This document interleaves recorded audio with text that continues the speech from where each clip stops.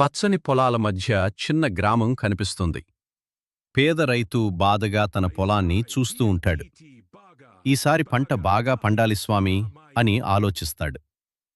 రైతు చేతిలో చిన్న పూలబుట్ట తీసుకుని తిరుమల దేవాలయం వైపు నడుస్తాడు. చుట్టూ గంటల శబ్దం వినిపిస్తుంది.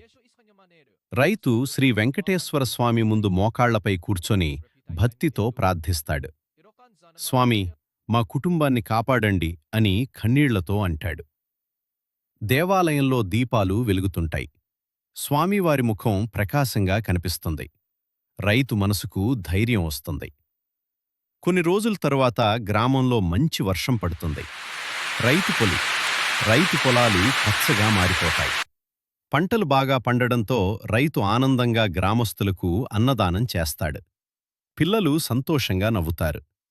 రైతు చేతులు జోడించి ఆకాశం వైపు చూస్తూ భక్తిని ఎప్పుడూ వదలకూడదు అని చెబుతాడు. నీతి: నిజమైన భక్తి మరియు కష్టపడి పనిచేస్తే దేవుని ఆశీర్వాదం తప్పకుండా లభిస్తుంది.